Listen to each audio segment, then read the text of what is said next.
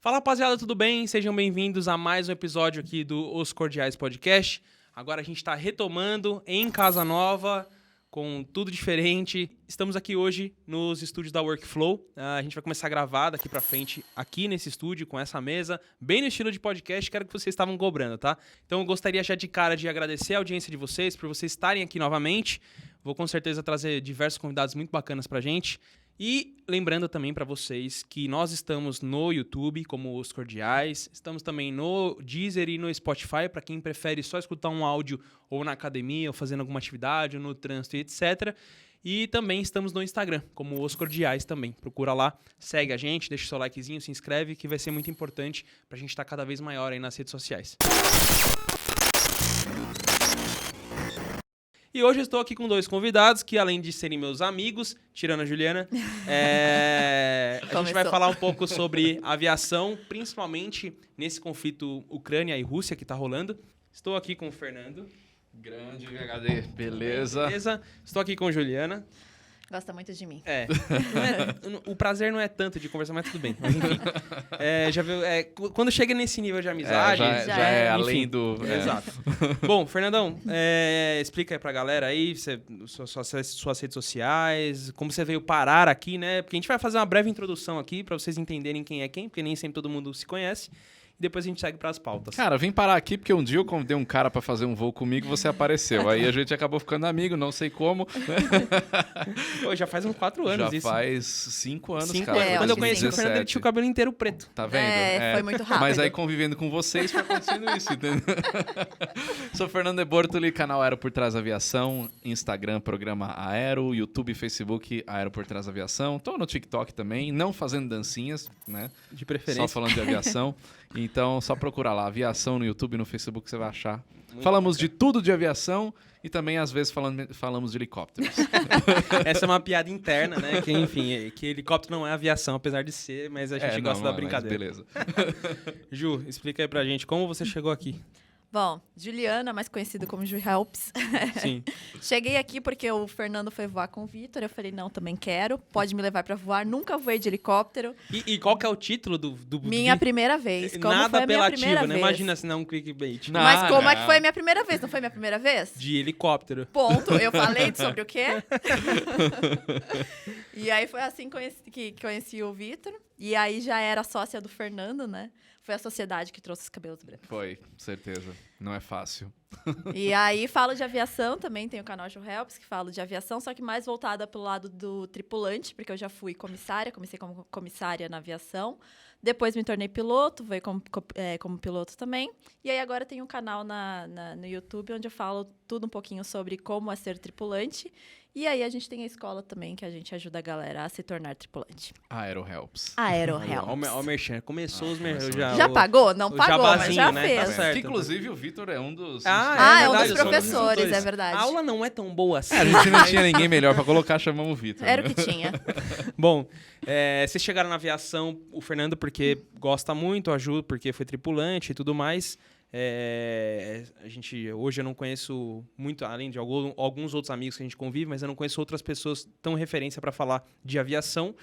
E por conta de todo esse conflito que tá rolando aí da Ucrânia e da Rússia, eu queria saber como que tá a aviação hoje, porque eu sei que muitas mudanças aconteceram, outras vão acontecer e várias... como que eu posso dizer? Várias coisas do que aconteceram nesse conflito vão afetar a aviação lá na frente, né? Então, eu queria saber de vocês aqui, ponto a ponto, desde que se estava se falando da Rússia invadir a Ucrânia, depois que invadiu de fato, e a gente vai seguir nessa timeline aí do que os principais eventos que foram acontecendo, até um deles que a gente vai falar daqui a pouco é do 225, que foi uma puta de uma divulgação gigantesca na mídia, né? Porque é uma coisa que a gente perdeu, um patrimônio histórico mundial, né? Digamos Sim. assim. Então, vamos lá.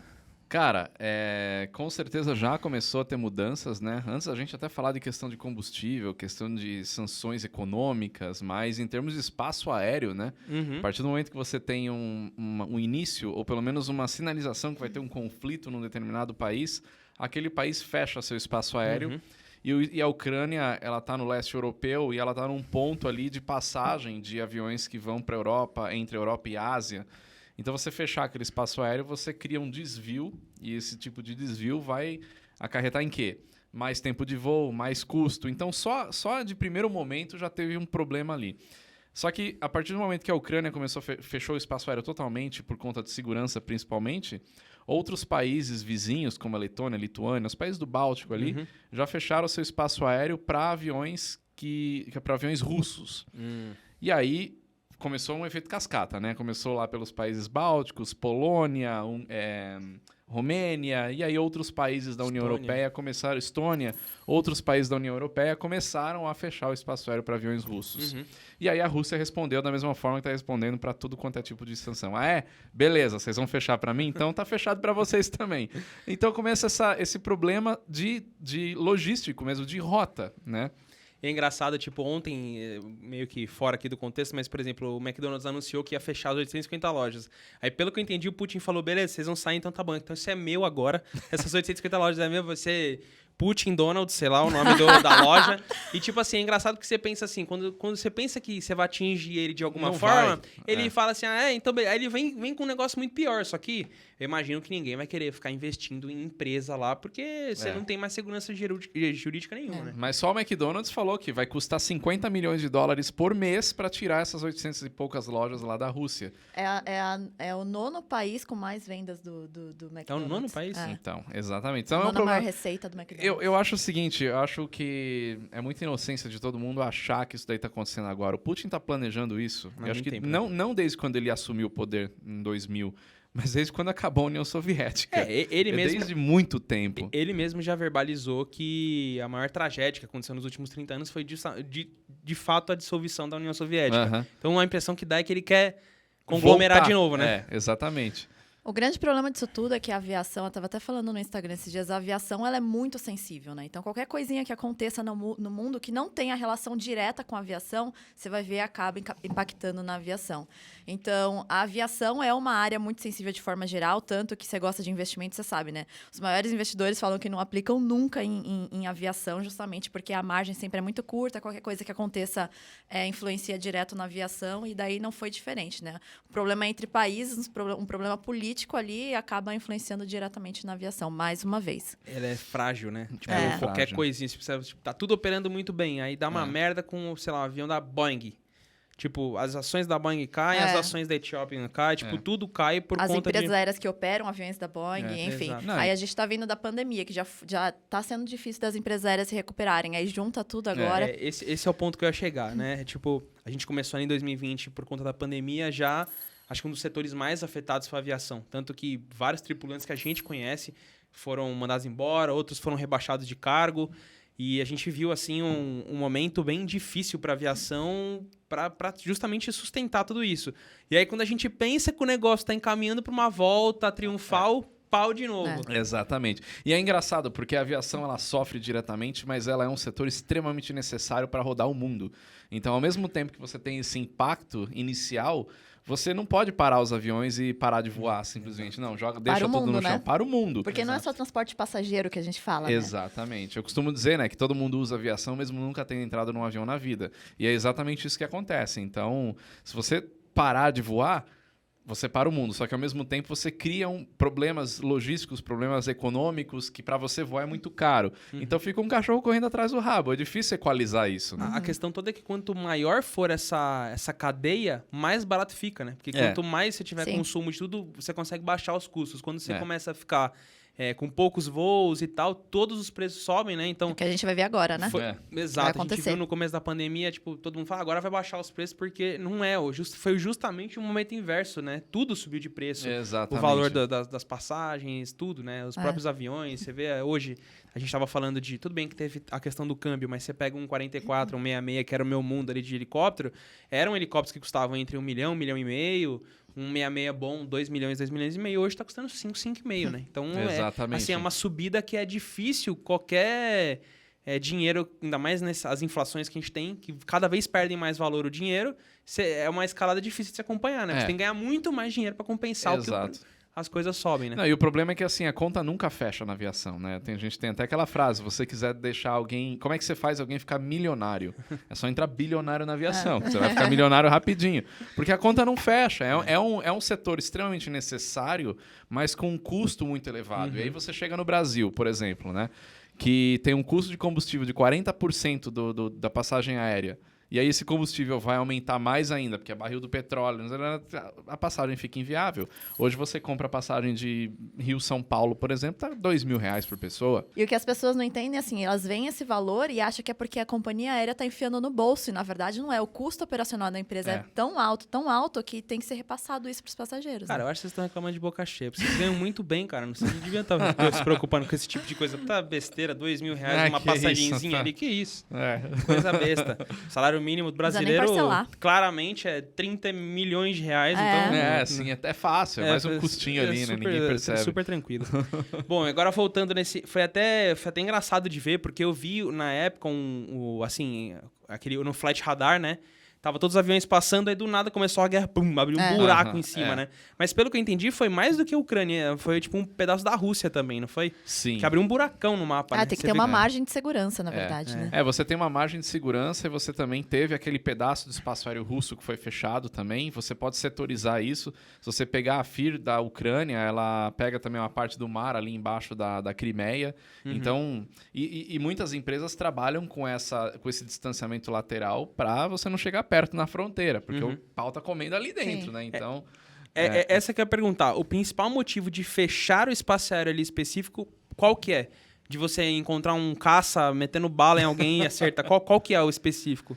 Tem duas razões, na verdade. Uma é por segurança de companhias aéreas, então o país está fechando espaço aéreo, sabe que ali em cima é um lugar perigoso, então evite, e as próprias companhias aéreas já sabem a classificação de segurança daquele espaço aéreo, já vão evitar, fechando ou não. E o segundo é para o próprio país ter uma visão melhor do seu espaço aéreo. Então, quando você elimina todos os aviões civis, você sabe que se alguém passar ali em cima...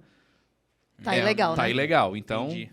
derruba, né? Entendi. Basicamente. Você como companhia aérea, você não vai se arriscar, né? Porque vira uma terra de ninguém ali, né? Então, você vai colocar sua aeronave ali com seus passageiros, imagina se acontece alguma coisa, como é que você vai responder a isso, né?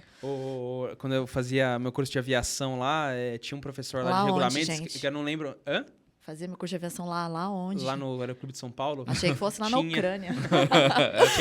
Tinha um instrutor Ele é que falava... ucraniano. Tinha um instrutor que falava que era terra de Marlboro. Até hoje eu não sei por que é terra de Marlboro, mas quando a terra não tem dono, é terra de Marlboro. Terra de Marlboro. Inclusive, Vocês tem lembram disso, né? Ou não? Não. Não. Achou que tava arrasando, mas então, não. ótimo, muito bom. Inclusive tem um site que mostra a classificação de espaços aéreos pelo mundo, né? Então, antes da guerra, tanto a Ucrânia quanto a Rússia já eram classificados espaços aéreos duvidosos, né? A Rússia também. Então, eles têm 3 classificações. Aquele que é melhor você passar longe, senão você pode ser abatido. Aquele que é melhor você avaliar o risco, se vale a pena você passar. E se você for passar, passa alto. E aí que é um mais tranquilo, que é o 3º nível, que é assim... Será que tem realmente a necessidade de você passar ali? Porque tem alguma razão de você talvez ter algum tipo de risco. Um exemplo disso, o Japão. O Japão é nível 3. Muita gente pergunta, mas por que o Japão é nível 3? As usinas nucleares? Por causa dos testes nucleares da Coreia do Norte, que pegam o mar do Japão. Então, vai que um míssil norte-coreano sai um pouco do controle e chega mais perto do Japão. Então, O risco 1 é o mais alto, O então. risco 1 é o mais alto. Então, o Japão é risco 3, porque se você vai fazer uma rota para lá, será que tem necessidade de você passar em cima do Japão? Porque você pode correr um certo risco. Entendi. Agora, a Ucrânia era risco 2 e a Rússia era risco 1. A partir da guerra, a Ucrânia passou... Não, desculpa. A Ucrânia é risco 2 e a Rússia é risco 3. A partir da guerra, a Rússia subiu para risco 2 e a Ucrânia é risco 1. Ou seja, passe longe, porque o negócio é feio. Quando você comentou falar disso, eu já ia falar Coreia do Norte, mas aí... A Coreia do Norte é risco 2, não é nem risco 1. É mesmo? Porra. Risco que tem 1. Risco 1? Afeganistão, Afeganistão. Líbia... Síria acho que tava como risco 1, mas não sei agora como é que tá. Toda aquela parte da Arábia ali onde tá... Não, até que não. Tem lugares ali que... Emirados Árabes talvez não.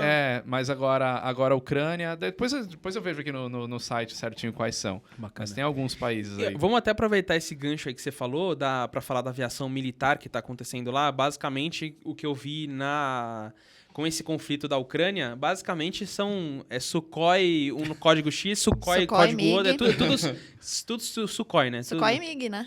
Sukhoi e MiG, exatamente. Tem muita coisa, na verdade. Você está dizendo que é Ucrânia É ou porque você Rússia? tá fazendo bastante conteúdo sobre isso, né? Sim, eu tenho estudado muito sobre o assunto. Inclusive, você assistiu um vídeo dele, qual a frota da Rússia, ele passa 10 minutos só falando. Só os falando o nome códigos. de avião, Cara, é assim, você não tem como começar a comparar Força Aérea Ucraniana com Força Aérea Russa. Ah, não. Não dá. Mesma coisa comparar Estados Unidos com o Brasil, né? Não dá nem pra começar. É totalmente desproporcional. A Ucrânia, por exemplo, tem uma frota de mais de 300 aeronaves no total. Marinha, Força Aérea... 300 Exército, aeronaves? é. Nossa, 318. 318.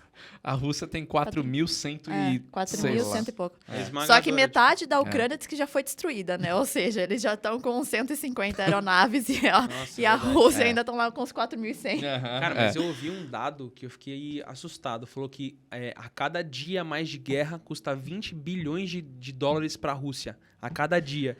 E que ele, pelo menos ontem, eles tinham 9 dias ainda sem precisar ficar mexendo nas reservas deles. Verdade seja dita, né? As sanções, elas estão funcionando. O Putin tá recebendo pressão que ele não esperava receber.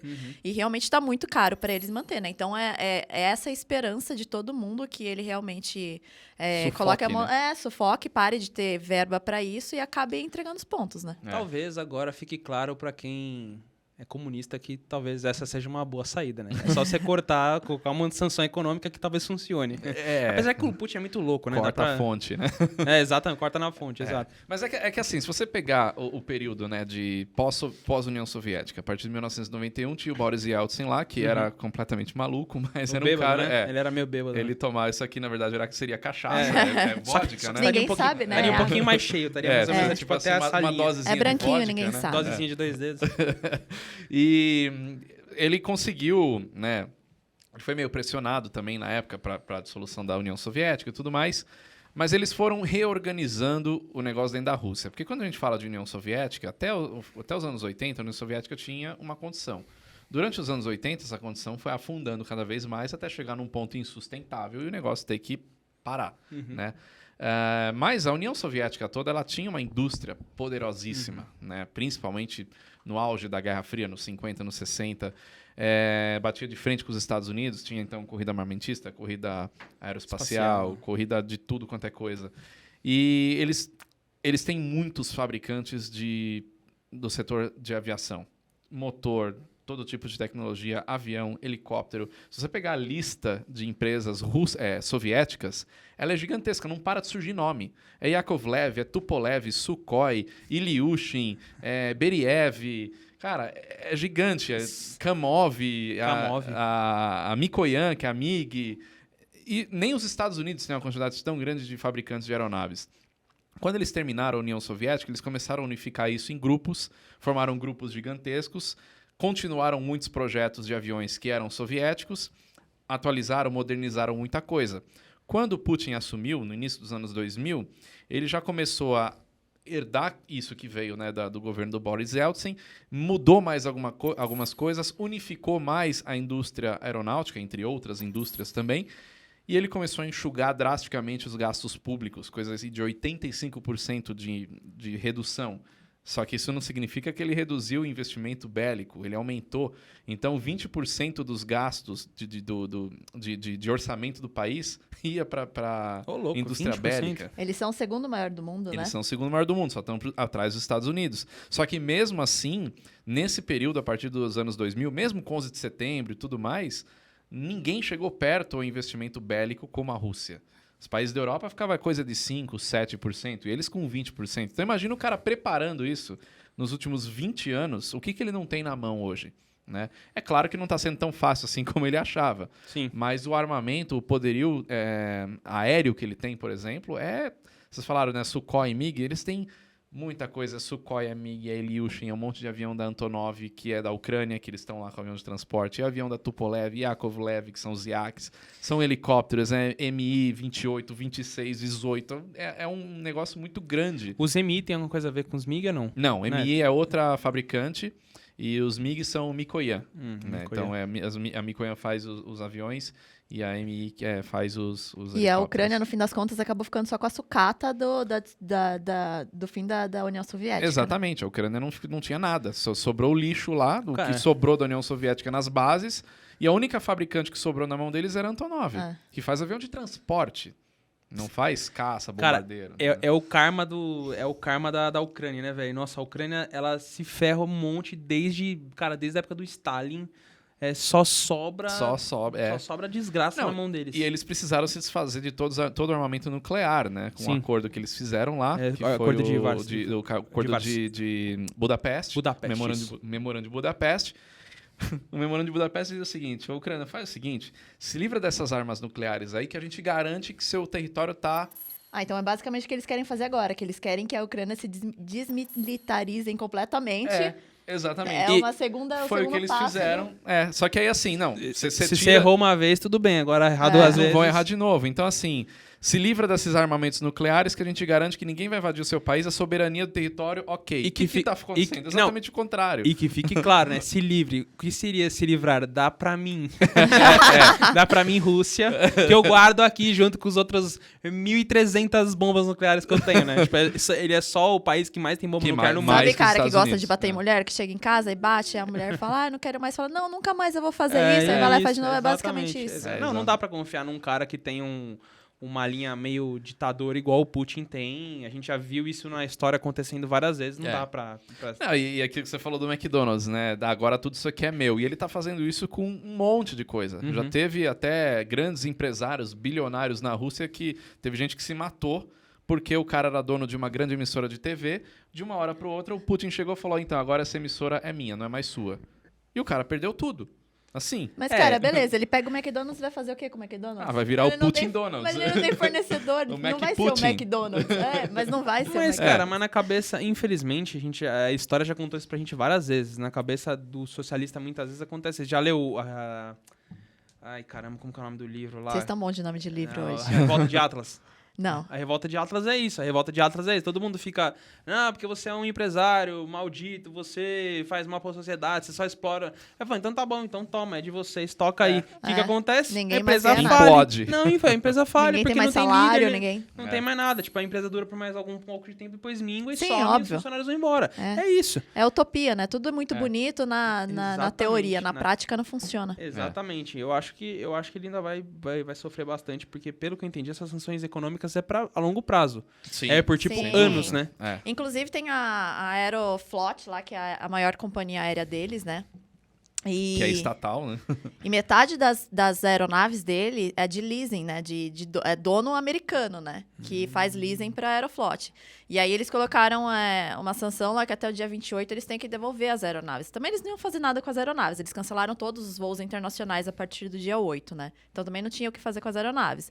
Mas assim, a coisa vai assumindo outro patamar, né? Porque não é só o governo que está sendo prejudicado. É tudo. Os próprios oligarcas, que são os que apoiam o Putin, que tá colocando grana lá, estão sendo muito prejudicados. E agora os próprios oligarcas estão pondo pressão no Putin, né? Tipo, e aí? Agora não dá mais, Finaliza né? isso Tô aí perdendo logo. grana. O cara, querendo ou não, por mais que ele seja um ditador, ele é um cara. A partir do momento que todo mundo começar, até quem financia o negócio todo começar a virar contra... Ele vira um cara só, vira né? um cara só, né? Já não tem É um um apoio sozinho, todo. exatamente, não Eu, tem o que fazer. eu, inclusive, estava vendo alguém falando sobre isso, acho que foi o professor Rock que falou isso, ele falou que, geralmente, esses ditadores têm dois grandes problemas.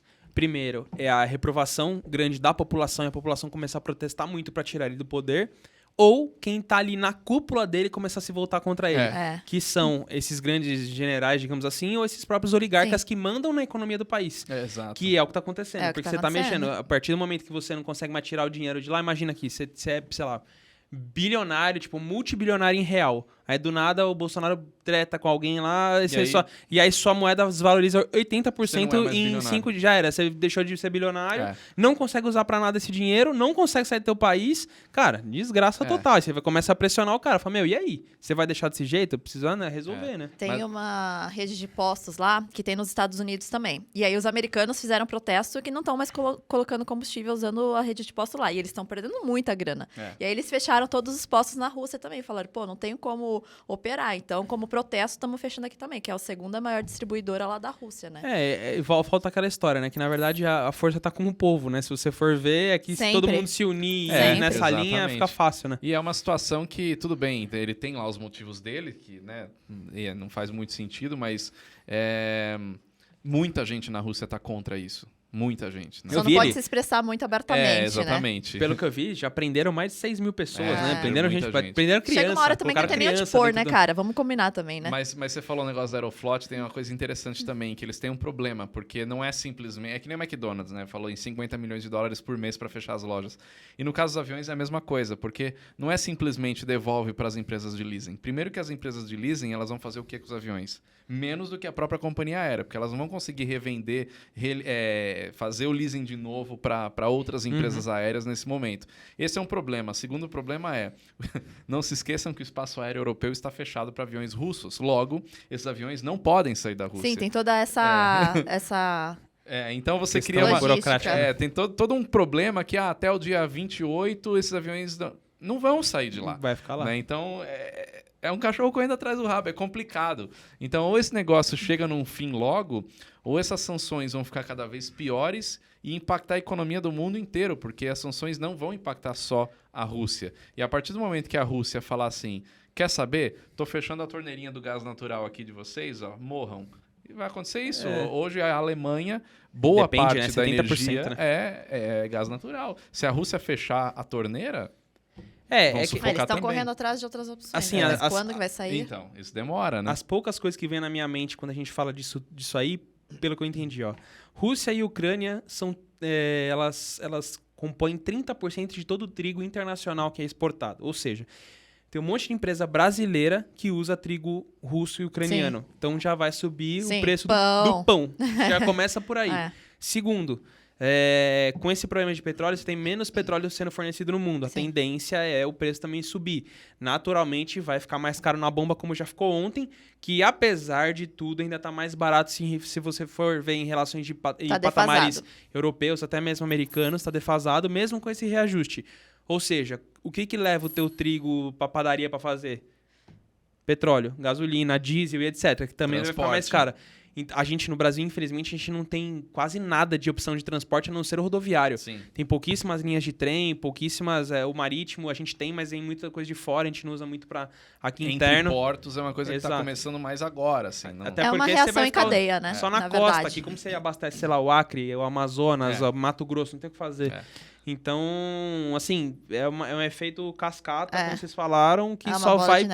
É uma bola de neve. E aí quem se ferra, na verdade, é o assalariado, né? Porque tudo aumenta numa proporção muito maior do que o dissídio que o cara ganha todo ano, né? Então o poder de compra fica cada vez menor. O cara que às vezes já tem que contar ali a moedinha, que já deixa de comer o que gosta, daqui a pouco tá comendo só arroz com feijão, não consegue nem comer uma carne e assim vai, né? Pra você ver como que uma decisão de um cara lá do outro lado do mundo, a Europa, a Ásia... O cara impacta o mundo inteiro e é uma reação, é um efeito cascata que vai chegar na mesa do trabalhador brasileiro, que já não tem muita opção e o cara não tem nada a ver com isso.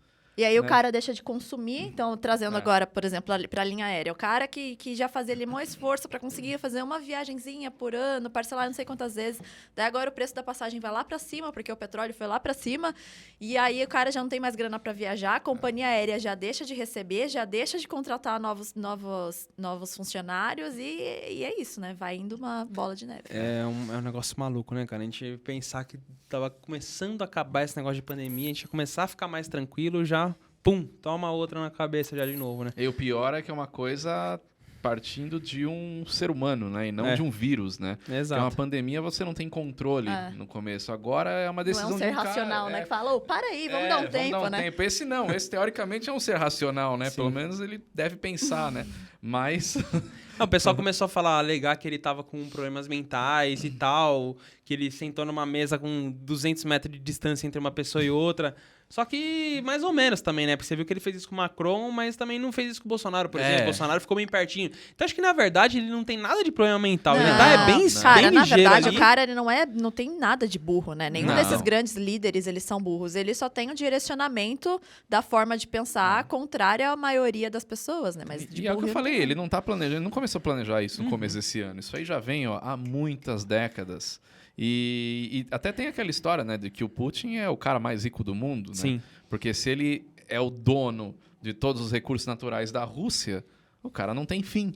Né? Os caras estimaram que ele tinha... Quanto que foram? Alguém falou esses 400 tempos atrás. bilhões, né? 400 bilhões de dólares e tal. Eu acho que eu os já tô caras chegando estão lá, hein? chutando Mais um bem pouco- pra baixo, viu, mais um pouco velho? eu passo. Oi? Mais um pouco eu passo. Tá Tô perto. chegando. Imagina, o Mr. Musk já tá quase chegando ali, o Putin deve ter muito mais que isso. Não, esquece. Dono de recurso natural, esquece. Mas enfim, é um negócio maluco, assim, o que tá acontecendo. Não dá nem pra acreditar, às vezes. Mas E aí eu te pergunto o seguinte. Quem você acha que destruiu o 225? Antes de responder isso aí, deixa eu só falar uma frase que eu lembrei agora. Polêmicas. Polêmicas. De uma entrevista que o Putin deu para uma emissora, não sei de onde que é, acho que era russa mesmo, que perguntou da questão do gás natural antes da guerra e tudo mais. Por que você está cobrando tanto para o gás natural se você tem tanto recurso? Não dá para cobrar mais barato? E o Putin ele tem uma grande sacada de conseguir inverter as coisas imediatamente e jogar a bomba para você. Ele virou para a jornalista e falou: quanto custa o seu colar? Aí ela ficou assim, tipo, que isso tem a ver com a pergunta que eu te fiz? Aí ela: não, mas por que não? Porque você me dá o seu colar? Ela: não, meu colar, não sei o que. Eu falei: então, não é porque você tem o colar que você vai me dar de graça. É a mesma coisa não é porque eu tenho gás natural que eu vou entregar pro mundo de graça. Eu ponho o preço que eu quiser. Pronto, ele é dono do recurso natural. Essa é a mentalidade do cara, entendeu? Então é complicado. E você tava falando sobre a Europa, se eu não me engano, a Alemanha consome 70% de toda a energia dela sendo de gás e petróleo vem de lá, né? Até teve aquele discurso lá do Trump falando que foi uma puta cagada eles terem feito isso, porque eles ficam na mão da Rússia e agora tá... Na época Desde poderiam... sempre já sabe quem é, né? Exatamente. Na época pode ter sido, né? Nossa, você, sei lá, arrumaram todos os piores nomes pro cara, mas tá demonstrando que ele tava falando uma realidade, né? Tanto que agora, a Alemanha tá fazendo um movimento de destinar 3% do PIB deles pra coisa militar, indústria bélica, um monte de coisa, tipo, coisa que a gente não vê desde a Segunda Guerra Mundial, né? Exatamente. Até porque todo mundo ficou por muito tempo de olho na Alemanha, né? Então eles um meio país que... totalmente pacifista, né? Mas agora eles estão, talvez, vão ter aí as suas consequências por ter ficado dessa forma, né? A verdade é que, assim, infelizmente, o ser humano, ele não é pacifista. A gente pode ter hoje no Ocidente uma maioria que prega isso, que queira isso, mas a partir do momento que as pessoas começam a criar uma maioria de paz mundial e tudo mais, você vai ter pessoas em algum lugar do mundo que vai olhar isso e falar: peraí, esses caras estão muito quietinhos aqui, tô vendo uma oportunidade para eu crescer em cima e dominar todo mundo. Sempre vai ser assim. A humanidade sempre foi assim. Existem guerras desde que o mundo é mundo, desde que o ser humano começou a se agrupar em sociedades, né? Então, vai acontecer, não adianta. Isso é uma realidade humana. Então, hoje é o Putin, amanhã vai ser não sei quem. Então, a gente passou por um período mais pacífico entre a Segunda Guerra Mundial até agora, com conflitos mais locais. Tiveram guerras mais mas pontuais. Podia esperar um pouquinho mais, né? Pra você, logo depois da pandemia, cara. Podia esperar um ano, né? Pelo menos a gente... Então, não adianta. Esses caras lá, eles estão vendo que, tá muito quietinho o negócio, agora é o momento de eu dar o bote, né? Então, o cara vai crescer em cima. Só que hoje a gente tem uma arma muito poderosa que a Ucrânia está usando muito, que é a internet, né? Eu acho esse é um ponto que eu ia tocar. Eu acho que o Putin não contava com essa comoção mundial e dessa disseminação de informação como está sendo. Exatamente. Até o próprio Bitcoin, cara, diz que estão fazendo várias doações para a Ucrânia, que não tem de onde rastrear, né? Então, estão fazendo doações para a Ucrânia para poder ajudar, e ele não tem como falar: olha, o país tal tá ajudando, né? Ele não tem. Não, e aquela história, ele não tem, na situação que a gente está de tecnologia, ele não tem nem como cortar os cabos da internet da Ucrânia e isolar, porque aí o Elon Musk vai lá. E o Elon Musk vai lá e fala: Starlink de graça para todo mundo, usa a internet. Aí você não consegue, vai o quê? Vai começar a derrubar satélite. Por isso que é cada vez mais difícil acontecer as coisas que aconteceram no passado. Exatamente. Né? Tá cada vez mais restrito. E o que eu falo também é que a gente vive hoje na era da informação. Então, tipo, por exemplo, todas essas coisas, muitas delas horripilantes, assim, você fala, meu, como é que pode um ser humano fazer isso? Isso acontece desde que o mundo é mundo. A única coisa é que essa informação não chegava pra você. Exatamente. Então exatamente. que nem me mandaram esses dias, pô, um tanque tava vindo, tinha um carrinho passando. Ele passou por cima. Não foi nem esse. O cara mandou um tiro, velho. Mandou um tiro de tanque no meio do carro. Esse eu não vi. Aí, tipo, tinha dois senhores dentro do carro tentando sair da Ucrânia. Tipo, porra. Mas isso, o mundo já foi muito mais cruel do que isso, inclusive. Mas é que a gente não tinha... Então, assim, é um mundo até diferente pra você fazer esse tipo de coisa, né? Exatamente. Mas voltando à sua pergunta... vamos lá. Na verdade, voltando à pergunta... Na verdade, pra quem não sabe, o Antonov, o 225, ele era até então o maior avião cargueiro do mundo e tinha uma representatividade enorme na aviação, justamente por ser o avião que era, por poder carregar cargas que só ele carregava. E aí ele foi destruído durante um ataque, e aí todo mundo ficou se questionando se foi destruído pelos russos ou pelos ucranianos. Porque acontece, os russos foram lá, bombardearam, e aí logo em seguida os ucranianos foram lá e contra-atacaram. E aí quem foi que realmente soltou a bomba que destruiu o Antonov? E aí os russos falam que foram os ucranianos e os ucranianos falam que foram os russos. A resposta vai ser, a gente nunca vai saber. A resposta nunca saberemos, exatamente, porque vai ter essa narrativa para sempre, porque o Antonov é um símbolo da aviação mundial e um símbolo do poder de aviação da Ucrânia, né, um avião único e tudo mais, foi destruído. Você acha que os ucranianos vão falar, não, realmente, a gente errou, jogou a bomba no lugar errado e já até foi. Até porque pensa no poder de marketing que eles têm, mesmo que isso tivesse acontecido, mesmo que eles tivessem tacado uma bomba, ela fala, meu... Se a gente queimar o avião e disser que foram os russos, tipo, você traz uma raiva mundial pra cima do russo, porque, querendo ou não, é o que eu falei, é um patrimônio do ser humano, de ter construído aquilo, tipo, apesar de foram eles terem construído e tal, tipo, era um negócio que era usado no mundo. Por exemplo, com Guarulhos já pousou umas 3, 4 vezes. Duas vezes. Duas vezes? Eu errei por 2. Não, acho que em Guarulhos uma vez. Ele veio 2 vezes pro Brasil, duas vezes em Viracopos e uma vez em Guarulhos. Ah, tá. Então tá certo. Então não tava tão errado. Eu lembro que quando veio uma vez pra Guarulhos, eu passei em cima lá. Mas isso faz tempo já. Tô falando aí... 2016. 2016, exatamente. Eu passei em cima. Cara, era bizarro. Você olhava uns aviões que você fala, pô, é grande. Mas quando você olhava o Antonov do lado, de cima ainda, você tinha a proporção. Você falava, meu, que absurdo isso. E a problemática que trouxe agora, né? Porque peças que o Antonov carregava, só ele carregava, exatamente. Né? Eu ouvi, vocês têm informação sobre isso? Tem algumas das coisas que eram feitas só por ele?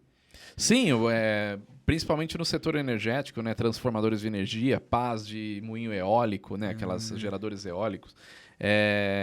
Só ele carregava isso. Então, para você fazer uma logística de poucas horas, em 24 horas, 30 horas de trabalho, hoje você vai ter que fazer isso de navio.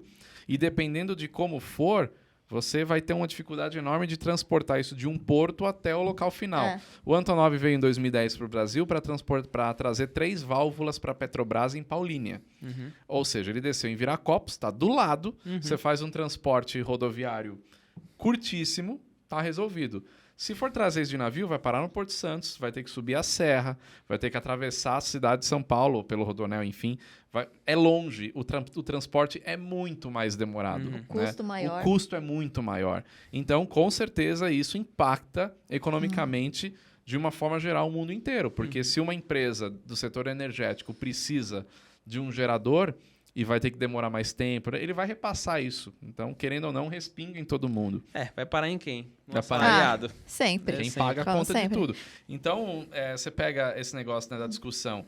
A Ucrânia nunca vai falar que foram eles mesmos e a Rússia vai bater no pé sempre, porque quando aconteceu, né, as primeiras notícias que saíram e falaram, não, realmente deu um problema, que até então ninguém tinha visto nenhuma foto, que ficou aquele, né, será que foi, será que não foi? Tem uma associação dentro da Ucrânia, que é uma associação que reúne as principais empresas do setor de defesa e aviação, chama Ukroboroprom. E essa associação ela divulgou no site oficial que o avião tinha sido destruído, que para reconstruir o avião seria coisa de 3 bilhões de dólares e levaria pelo menos 5 anos. 3 bilhões de dólares, 5 anos, a gente está falando de um programa de construção para fazer o avião do zero. Né?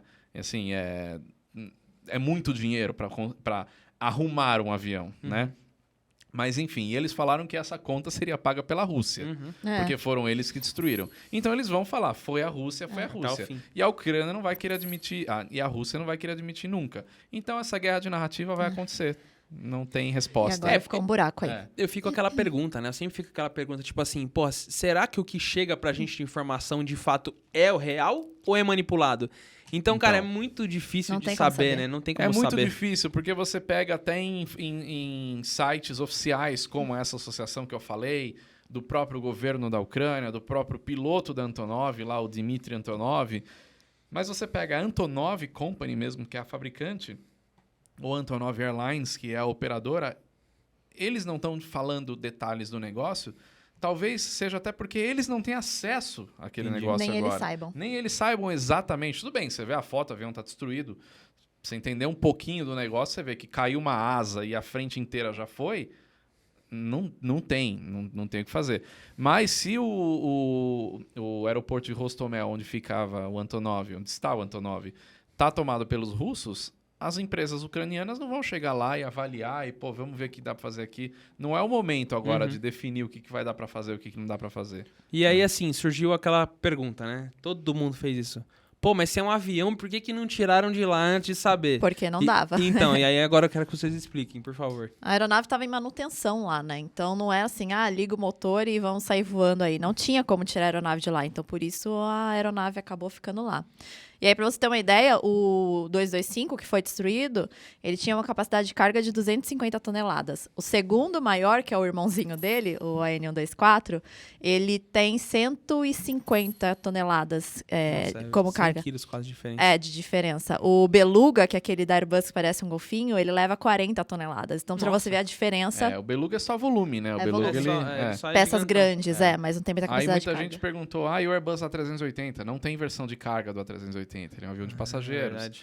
E o Boeing 747, de fato, o Boeing 747 carrega, eu não sei qual que é o payload do 747, mas é mais baixo, bem mais baixo do que O AN124 agora ficou como maior, né? E mesmo assim já são 100 toneladas a menos, É. então... E ele tem a mesma capacidade de volume ou não? Não, Não, não. bem menos. O Bem menor. AN225, ele veio do AN124, né? O AN124 é mais antigo, anos 70, e aí, com o programa espacial russo, soviético, avançando, eles precisavam de uma aeronave para transportar o Buran, que era o ônibus espacial deles, e eles precisavam também para transportar peças do foguete.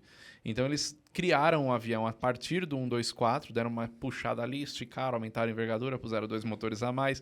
Ele é um esticadão mesmo do AN124. Estilo russo, né? Estilo russo, né? Faz aí E milagrosamente dá certo.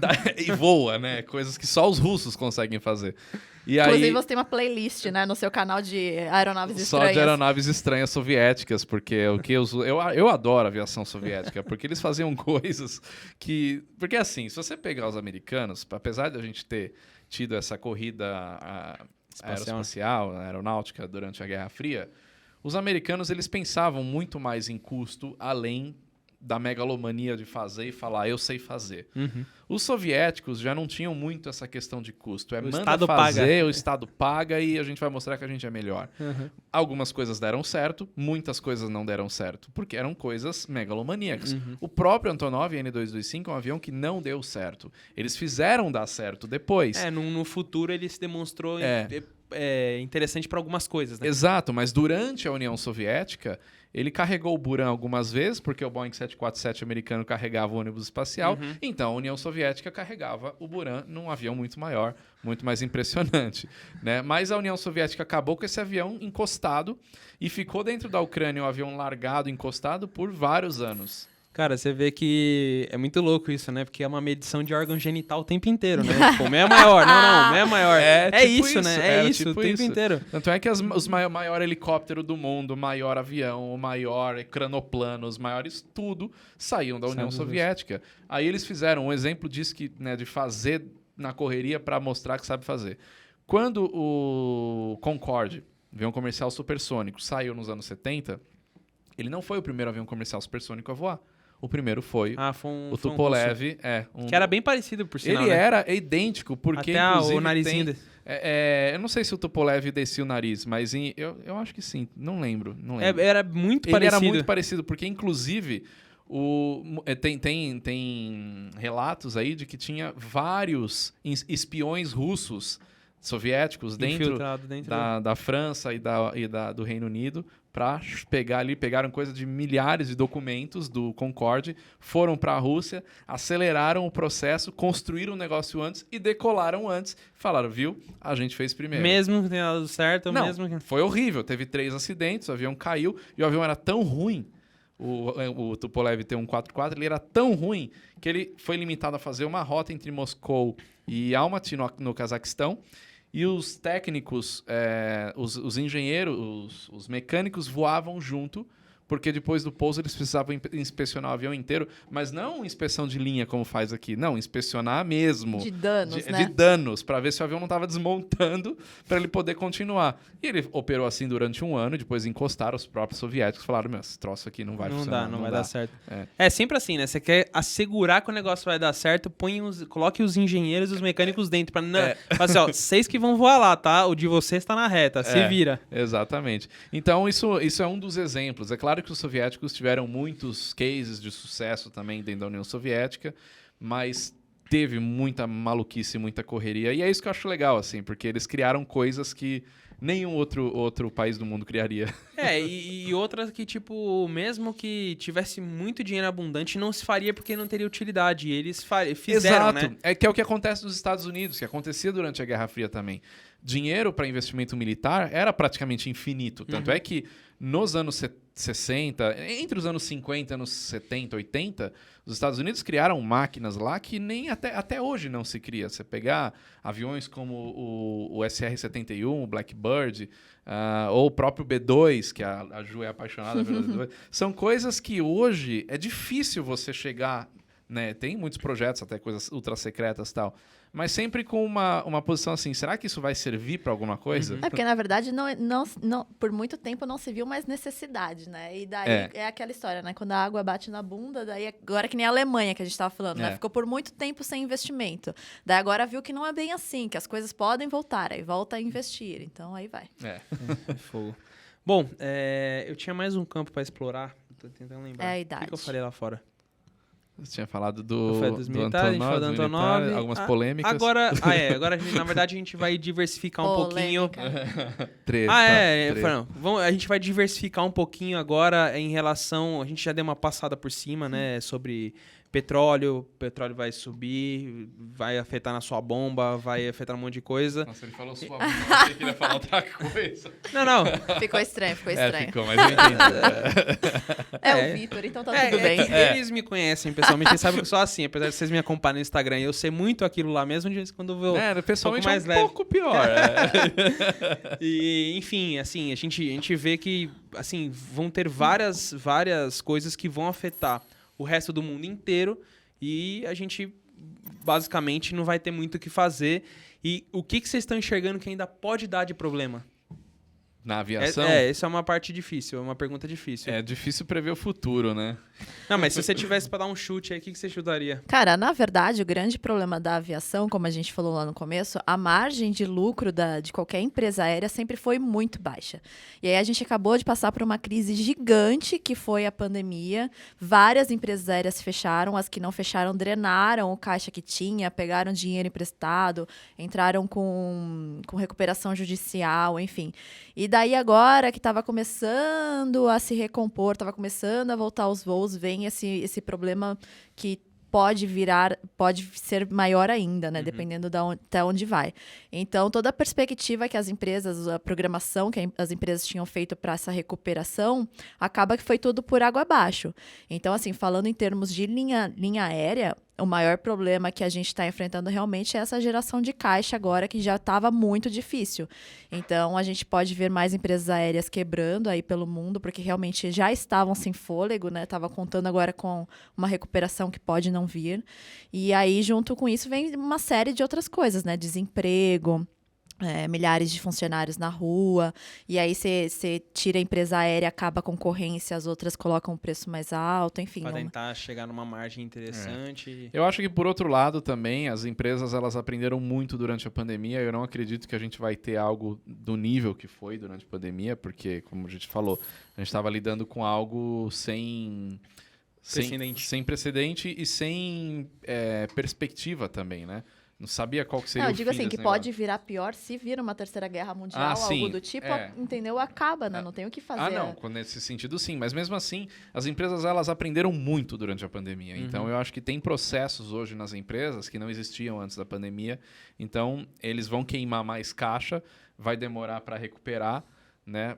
Algumas empresas vão acabar quebrando por conta disso, mas já teve eles já foram vacinados em relação a um problema tão grande, né, mundial. Então, e também a gente tem a questão do tempo. Claro que não dá para saber na cabeça do cara lá quanto tempo isso daí vai se arrastar. Nós esperamos que essa guerra chegue num acordo aí nas próximas semanas. Se chegar num acordo nas próximas semanas, a gente está falando de um rombo de um mês e meio. A pandemia foi mais de 1 ano e meio, né, naquela pindaíba de vai, não vai, fecha. O que a gente tem agora é esperar que não dure tanto tempo, né? Eu acho que é a única... São vários setores, né? São Na vários verdade, setores. não é só aviação, Não, né? é. Tem setor todo turístico, hotel, companhias de viagens, estão todas paradas, né? Principalmente lá pela Europa. Então tá bem complicado para todo mundo. Aproveitando que vocês falaram sobre Terceira Guerra Mundial, vocês acham que algum deles vão apertar um botão aí de alguma bomba nuclear ou não? É só mais uma medição de órgão genital? Não tem como prever muito agora, né? difícil. Por enquanto ainda tá difícil, mas... A gente tem que lembrar também o seguinte, quando a gente fala em armas nucleares, dá a impressão que vão soltar uma bomba Tsar em algum lugar e vai destruir uma cidade inteira do tamanho de Paris. Né? Só que bombas nucleares, na verdade, elas são bombas com poder de detonação grande, mas elas têm vários tipos de bombas nucleares. Então, eles podem lançar mísseis nucleares com poder local, que não seja uma bomba de Hiroshima, por exemplo, e já é um ataque nuclear. Né? Então tem esse ponto. Olha, eu acho que a responsabilidade de alguém apertar o botão primeiro... É do Putin. Então, é saber das consequências, né? Porque é aquela história, se o Putin solta uma bomba nuclear, ele já está sem razão. Ele vai perder mais ainda a razão. Não, mas daí sim vira uma terceira guerra, Aí vira uma terceira guerra mundial. Porque o outro fala, não, peraí, o cara soltou uma bomba nuclear. Aí eu não posso deixar quieto. Eu não posso deixar quieto. Eu vou demonstrar fraqueza e aí... Eu acho que é muito demonstração de força. Aquele negócio de alerta vamos deixar as nossas equipes nucleares em alerta, aqui de prontidão. Isso daí é muito da questão de... Meu cachorro tá fica latindo. de boa aí. Meu cachorro tá latindo, ele tá atrás do portão, eu vou abrir o portão. Fica quieto aí, não se meta. Foi por isso que detonaram a bomba Tsar lá nos anos 60. Pra que alguém detona um troço daquele? Pra falar, ó o que eu tenho aqui. Então, pra acontecer uma guerra não é só uma questão de ataque nuclear, né? Tem várias outras questões aí que podem acontecer e pode desencadear uma terceira guerra, né? Então, por isso que tá todo mundo tão... nervoso e tenso com tudo isso que tá acontecendo, né? Porque basta um louco ser um pouquinho mais louco e pronto, acabou. É por isso que a própria OTAN tá deixando o pau comer exatamente. Deixa rolar o negócio, né? Não vou me envolver. Pior. Porque se a OTAN se envolver, aí realmente vira uma terceira guerra mundial, porque você tem países da OTAN já na América, Estados Unidos, a Rússia vai falar, peraí, a OTAN se envolveu, é capaz de a China também tomar as dores, falar que esses caras estão entrando aí, que foi assim que começou a Segunda Guerra Mundial. Mas você nunca sabe o que tá na cabeça do Putin, né? Ele está na Ucrânia, e o que tem em volta da Ucrânia? Exatamente. Tem em volta da Ucrânia é a OTAN. Eram 14 países da União Soviética, além da Rússia. Rússia mais 14. Ele pode querer tentar trazer todos de volta. Vale lembrar que a Segunda Guerra Mundial começou porque o Stalin e o Hitler assinaram um tratado meio confidencial que não era para invadir a Polônia. O Hitler mesmo assim invadiu a Polônia e aí o pau começou a quebrar por causa disso. Mas foi Se você for ver, é parecido. Né? Você não vai invadir a Ucrânia, fica de boa. O Putin vai lá e invade a Ucrânia. Guerra do Iraque também. E o Putin tá ameaçando qualquer país que tente ajudar, né? A Polônia já tá ali tentando doar alguns caças para a Ucrânia. O Putin já falou que se doar vai considerar que a Polônia tá no bolo também. A Polônia faz parte da OTAN, então... E aí vai. Complicado. E aí o negócio vai se alastrando. Né? E acho que quem mais perde nessa história toda é a Ucrânia e o povo de lá, né? Com certeza. Porque eles estão meio desassistidos. Mas até mesmo o povo russo, né? A gente sabe que não pode se expressar assim tão abertamente, mas a gente sabe que estão sofrendo igual. Se você pegar no caso da Segunda Guerra Mundial, essa invasão do Hitler na Polônia foi em 1939. Os Estados Unidos entrou na guerra no final de 1941. Dezembro de 41. Então, olha o tempo que demorou 2 anos. Que os americanos estavam lá.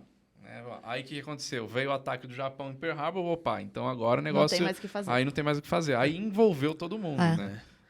Torcer... bom, eu acho que o passado tá aí pra ensinar a gente algumas coisas e vale a pena sempre estar de olho pra não cometer os mesmos erros, né? Então, torcer pra que não... Eu acho que o Brasil, ele realmente só vai ser muito afetado economicamente, porque, querendo ou não, a gente tá longe de tudo isso e tem que Em ver... termos de conflito mesmo, Exato. durante a Primeira, Segunda Guerra Mundial, o território brasileiro sempre ficou longe, né? Nunca teve. Nem pra isso, Nem, gente. nem pra isso a gente... A gente tá sendo requisitado. Merda. Mas você viu que agora nessa repatriação dos brasileiros, né, do KC 390 que chegou e tal, 120 brasileiros decidiram ficar na Ucrânia. É mesmo? E lutar na Ucrânia. Então mesmo? a galera tá ficando lá e fala, não, vambora. Você imagina o Mauro, por exemplo. Ele ficaria lá, cara. O Sim, Mauro, sim. sim, o Mauro com certeza. Manda atacar tem- a Polônia pra você ver se ele Ah, não ele embarca no vai? dia seguinte. Tem um cara que eu gosto muito, que é o Simon Sinek, que ele tem um livro que chama Comece pelo Porquê. E ele fala sobre o Golden Circle lá, e ele fala que as pessoas, elas te seguem e acreditam no que você faz pelas suas atitudes e no que você acredita. Então, tipo assim, a Ucrânia tem aquele símbolo, né? Nós somos o povo da liberdade, tem até um letreiro gigantesco lá na praça de Kiev lá e tal. É Kiev que fala? Kiev, Uhum. é o Kiev, né? Mas Kiev, aqui né? a gente fala Exatamente. Kiev. Português fala Kiev. Que eu vi que andou rolando uns protestos que não falaram, não é Kiev, é Kiev. Sim, né? a vida Enfim. inteira em português a gente pronunciou Kiev. Agora virou é Kiev, então. sim. Enfim, e aí eles... Então é muito essa parada, né? Tipo, de o que o povo ucraniano acredita, né? A gente acredita que nós somos um povo livre, e aí você vende esse negócio, e aí as pessoas também querem ser livres. Lógico. Até onde a gente imagina, né? Apesar de muitas vezes ter medidas que cada vez tiram mais a nossa liberdade, as pessoas ficam quietas. Mas, enfim, é interessante de ver que todo mundo acabou tomando o lado da Ucrânia, né? Que eu tava conversando com o pessoal recentemente, o cara falou, por que puta, esse presidente é um puta do mundo na mora, tinha que entregar tudo logo pra evitar que as pessoas morram. Nossa. Eu falei, cara, mas o problema é que, tipo assim, se alguém entrar na minha casa... Sim, vai lá o MST e fala, pegar teu apartamento. Exatamente, fala assim, eu vou matar teu pai, tua mãe, eu falei, cara, eu vou... E pegar a tua casa. Eu vou lutar Armar até todo eu mundo. morrer, até eu vou ser o primeiro a morrer antes de vocês matar eles, né? Vou tentar, pelo menos, e é isso que eles estão fazendo lá, né?